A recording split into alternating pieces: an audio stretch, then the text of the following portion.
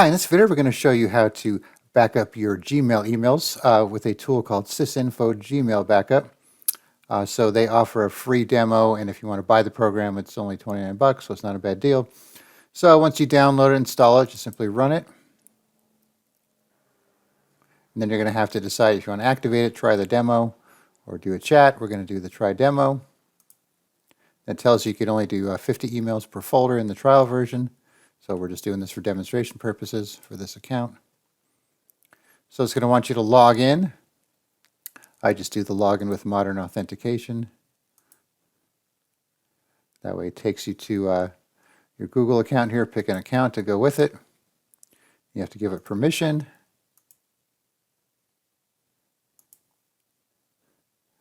Authentication successful. All right, so we'll close this out. All right, so now you have your interface here with your log and temporary file locations. You probably just leave those alone. Then you can do photos and calendar and drive and so on. Well, maybe we'll do a video on that later. But for now, we're just focused on the Gmail section. So let's click on Gmail. So we'll now load your inbox. And if you want to have your Gmail open side by side here, you could compare it to make sure everything looks right there. So let's say we're going to do our inbox in this marketing folder or label. Click on Next. All right, so you want to maintain the folder hierarchy most likely. Probably just leave these unchecked. You could do a date filter if you don't want everything.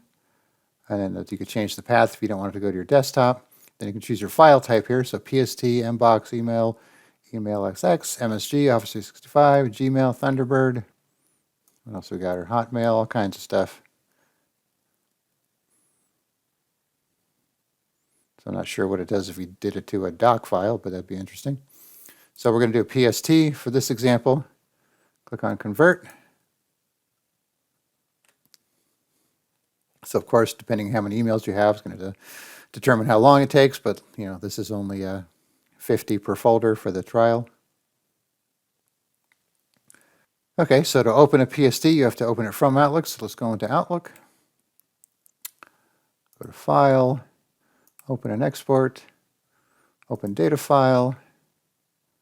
The desktop here, it puts a date on the folder it creates.